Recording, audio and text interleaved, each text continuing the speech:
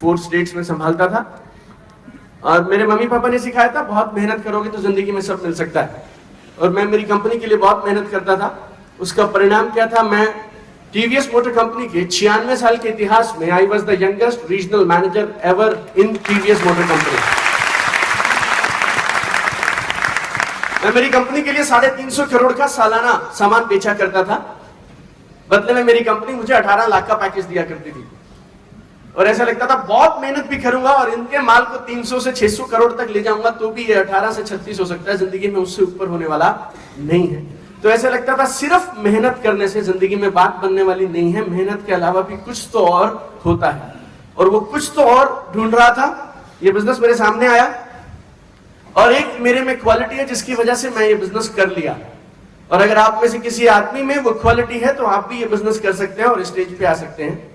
और वो क्वालिटी बहुत सिंपल है, मैं मेहनती था, काम चोरी नहीं करता था और लगन से काम करने को तैयार था, बस। और मेरे को क्या साफ साफ समझ आया, अगर मेहनत करके मेरी कंपनी मुझे 1.5 लाख रुपया महीना देती है और अगर उसी मेहनत का यहां पे काम करके 10 लाख रुपया महीना आ सकता है तो दिल से मेरे को यही काम करना चाहिए। अब उसके बाद आपको क्या नहीं समझ आया और क्या समझ आया वो देखिए आपकी समझ है। इंडस्ट्री अच्छी है बुरी है, कैसे होगा कैसे नहीं होगा, हम जिस काम को करते हैं ना आज भी किसी भी काम को आप शुरू से शुरू करने जाएंगे, जिस दिन आपका पहला दिन या पहला महीना पहला 1 साल होगा ना तो वो काम मुश्किल लगता है। ऐसे ही हमें भी ये काम थोड़ा सा मुश्किल लगा।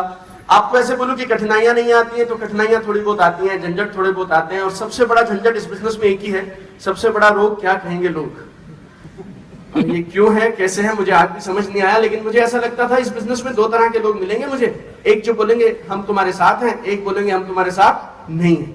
हम 10 लोगों को प्लान बताते थे, एक आदमी बोलता था मैं तेरे साथ हूं, एक बोलता था मैं तेरे साथ नहीं हूं, बाकी 8 एक अलग किस्म की वैरायटी थे। हम लोग नौकरी पेशा लोगों की औलाद है, हमें ज्यादा आइडिया नहीं था इस वैरायटी को हैंडल कैसे करना है। और वो वैरायटी पता कौन सी है, वो है ना तो करेंगे ना तुझे करने देंगे।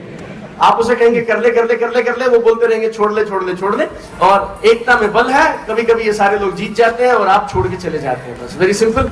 अगर आप इस चीज को सॉल्व कर जाए तो आप ये बिजनेस में कमाल कर सकते हैं। Now I have completed 8 years in this business. मैं और मेरा ब्रदर हम लोग ज्वाइंट फैमिली में रहते हैं, मिलकर दोनों ये बिजनेस करते हैं। Whole family is doing this business को 3 महीना हमने जॉब्स के साथ किया, 3 महीने बाद हमने रिजाइन कर दिया। Now our whole family is full time my life family and जब तक जिएंगे जब तक सांस रहेगी तब तक हम ये बिजनेस करते हुए मिलेंगे।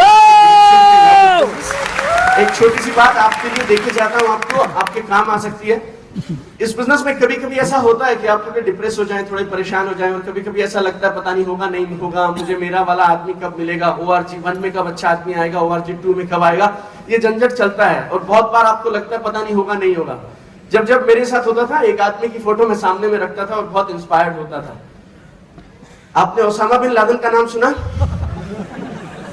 Is a very famous terrorist, my role model also in some ways, okay some ways बोल रहा हूं। क्यों मालूम? मुझे ऐसा लगता था ओसामा बिन लादेन पावरफुल क्यों है, क्योंकि उसके पास 10,000 लोग हैं जो उसके कहने से मरने को तैयार है। उनको फिदाएं बोलते हैं या सुसाइड बॉम्बर्स आप बोल सकते हैं। और वो 10,000 लोगों को मालूम रहता है मेरा टाइम कब आएगा।